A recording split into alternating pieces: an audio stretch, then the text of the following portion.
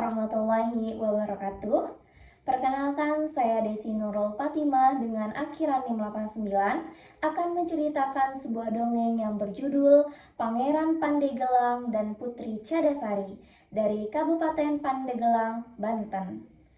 Alkisah, di daerah Banten ada seorang putri raja bernama Putri Arum. Wajahnya cantik dan rupawan, kulit dan hatinya lembut selembut sutra.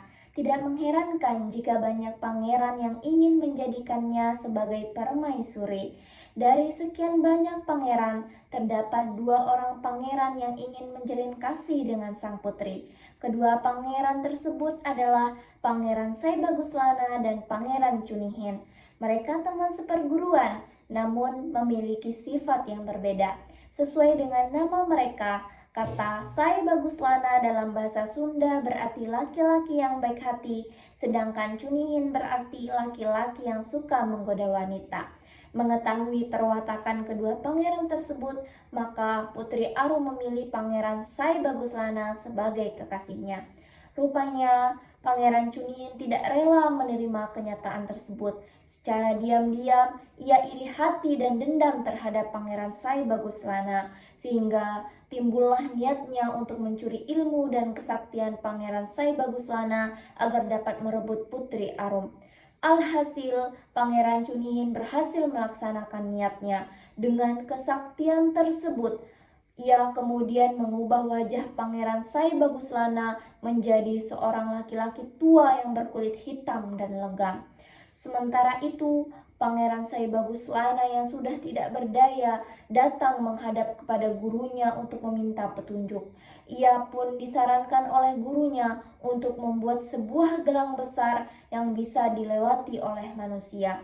Gelang itulah yang dapat mengalahkan Pangeran Cunihin. Jika Pangeran Cunihin melewati gelang tersebut, maka seluruh kesaktiannya akan lenyap dan kembali kepada Pangeran Saibaguslana. Setelah mendengar nasihat sang guru, Pangeran Saibaguslana pergi ke sebuah kampung untuk menjadi seorang pembuat gelang atau pandegelang tanpa sepengetahuan Putri Arum.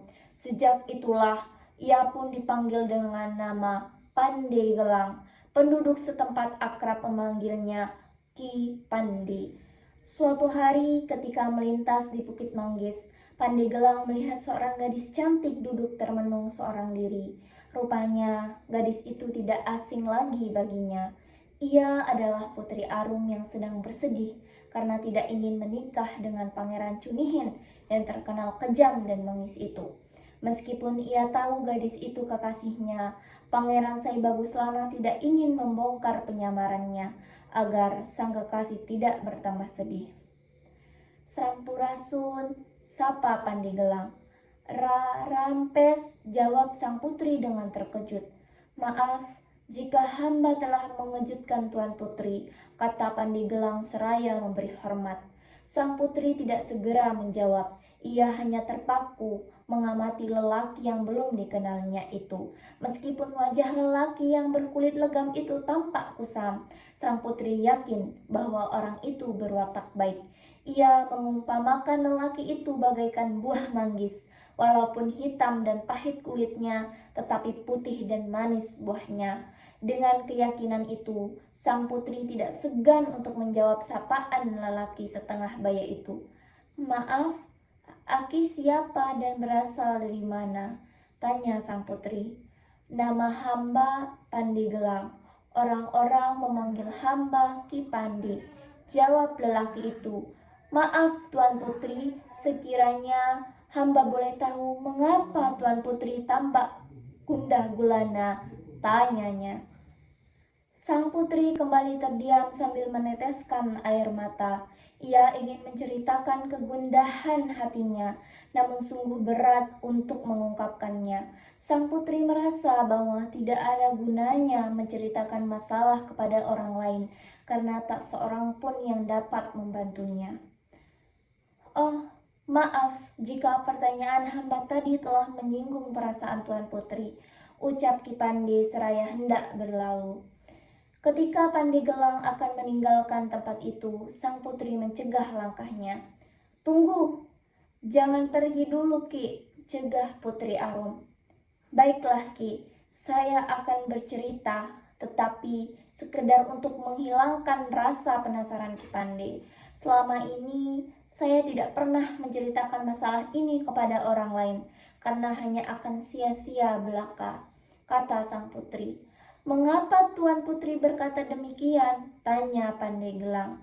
Masalah yang saya hadapi saat ini sangat berat, Ki, ungkap sang putri. Putri Arum kemudian bercerita bahwa dirinya sedang mendapat tekanan dari Pangeran Cunihin.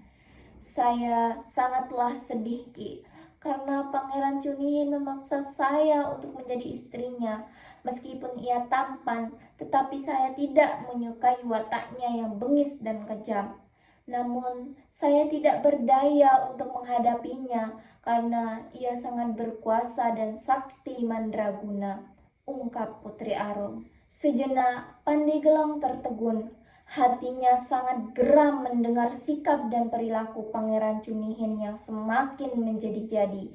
Ia tidak sabar lagi ingin menghajar pangeran bengis itu.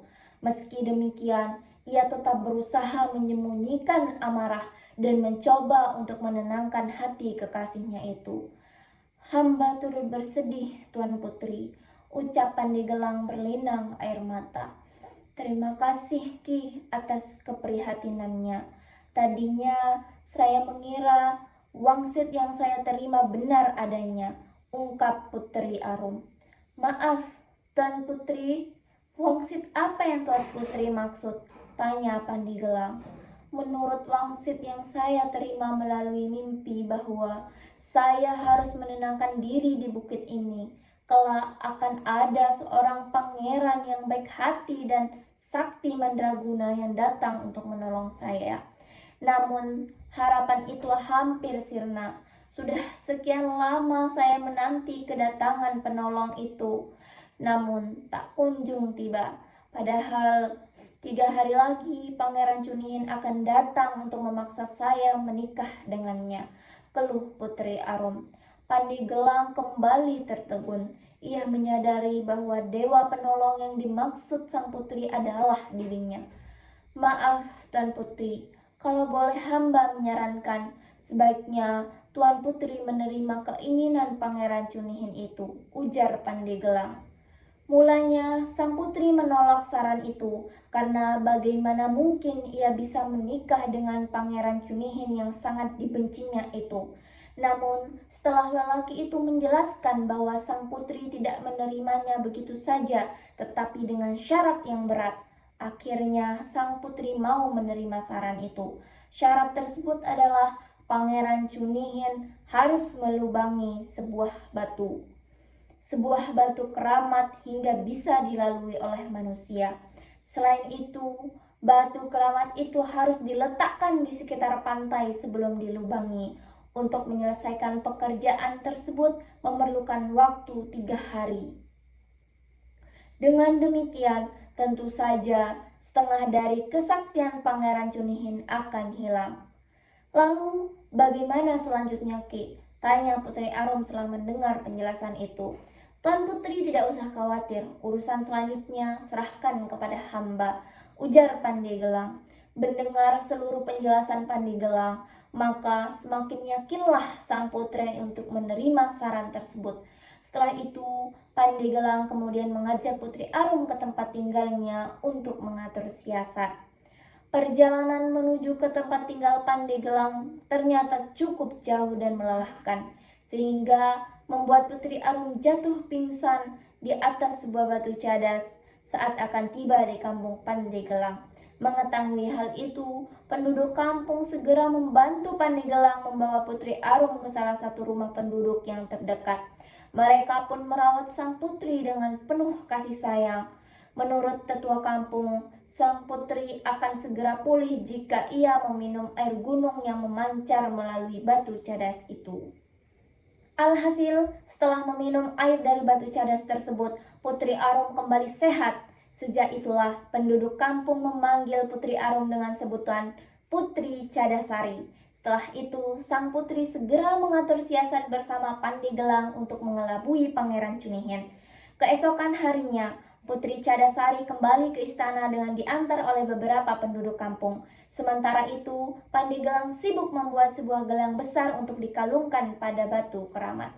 Pada hari yang telah ditentukan, datanglah Pangeran Cunihin mengajak Putri Arum untuk menikah dengannya.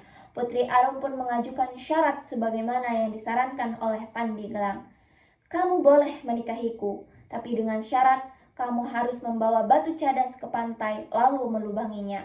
Jelas Putri Arum. Hah, sungguh mudah syaratmu itu, Tuan Putri. Tapi apa maksud dari syaratmu itu? Tanya Pangeran Cunihin. Batu keramat itu untuk kita bulan madu. Pangeran, kita bisa duduk di atas batu itu sambil menikmati indahnya pemandangan laut. Bukankah itu sangat menyenangkan, Pangeran? Jelas Putri Cadasari. Oh, sungguh bulan madu yang menyenangkan. Tuan Putri memang seorang putri yang romantis. Puji Pangeran Cunihin. Tanpa perasaan curiga lagi, Pangeran Cunihin segera melaksanakan syarat itu. Dalam waktu 3 hari, ia berhasil menemukan batu keramat yang disyaratkan dan kemudian membawanya ke sebuah pantai yang indah. Setelah berhasil melubangi batu keramat itu, Pangeran Cunihin segera ke istana untuk menjemput Putri Cadasari. Sementara itu, Pandeglang yang sejak tadi bersembunyi di balik semak-semak mengamati semua tingkah laku Pangeran Cunihin. Tidak menyia-nyiakan kesempatan itu, ia segera memasang gelang besar pada batu keramat yang berlubang itu. Namun, ketika ia hendak kembali ke tempat persembunyiannya, tanpa diduganya, Pangeran Cunihin telah kembali bersama Putri Cadasari. Hai, tua bangka, apa yang kamu lakukan di sini? Bentak Pangeran Cunihin. Saya datang kemari untuk merebut kembali kesaktian dan Putri Arum yang kamu rampas dariku, kata Pandeglang. Hai, bukankah aku pernah mengatakan bahwa kamu tidak pantas untuk menjadi pemenang?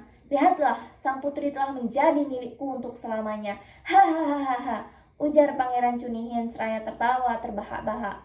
Putri Cadasari sungguh heran mendengar perbincangan kedua orang tersebut. Sepertinya mereka sudah saling mengenal sebelumnya. Baru saja ia hendak menanyakan hal itu kepada mereka, tiba-tiba Pangeran Cunihin menarik tangannya untuk melihat batu keramat yang telah dilubanginya itu. Lihatlah, wahai Tuan Putri, keinginan Tuan Putri telah terwujud. Sungguh sebuah tempat yang indah dan romantis untuk bulan madu kita, kata Pangeran Cunihin. Dengan sikap tenang, Putri Cadasari mencoba untuk menunjukkan kegembiraannya, seraya menjalankan siasat yang telah diatur bersama Pandeglang. Maaf, Pangeran, barangkali saya terlalu gembira sehingga tidak bisa melihat lubang pada batu keramat ini. Sudikah Pangeran membuktikan bahwa batu ini telah berlubang? Pinta Putri Cadasari. Tanpa berpikir panjang, Pangeran Cunihin segera berjalan melewati lubang pada batu keramat. Baru beberapa langkah ia berjalan. Di dalam lubang batu itu, tiba-tiba seluruh tubuhnya merasakan sakit yang luar biasa. Ia pun berteriak keras karena tidak kuat lagi menahan rasa sakit. Begitu ia selesai melewati lubang itu, seluruh kekuatannya hilang, sehingga ia hanya bisa duduk lemas, tak berdaya. Beberapa saat kemudian, ia pun berubah menjadi seorang tua renta, seolah telah melewati lorong waktu yang begitu panjang. Pada saat yang bersamaan, Pandeglang merasakan kekuatan yang luar biasa mengalir masuk ke dalam tubuhnya. Akhirnya, seluruh ilmu dan kesaktiannya kembali seperti semula. Wajahnya pun kembali seperti sedia kala, yaitu wajah seorang pangeran yang tampan. Putri Cadasari seolah tidak percaya menyaksikan peristiwa ajaib itu. Ia baru sadar bahwa ternyata lelaki parubaya yang telah menolongnya itu adalah kekasihnya sendiri, Pangeran Sai Bagus Lana. Akang, bagaimana semua ini bisa terjadi? Tanya Putri Cadasari dengan heran. Pangeran Pandeglang pun menceritakan semua kejadian yang dialaminya, mulai dari peristiwa Pangeran Cunihin mencuri kesaktiannya hingga peristiwa ajaib itu terjadi. Mendengar cerita itu, barulah sang putri sadar bahwa wangsit yang ia terima memang benar adanya. Akhirnya, mereka pun meninggalkan batu keramat itu. Beberapa waktu kemudian, mereka menikah dan hidup bahagia. Tamat. Terima kasih atas segala perhatian dan mohon maaf untuk segala kekurangan. Wassalamualaikum warahmatullahi wabarakatuh.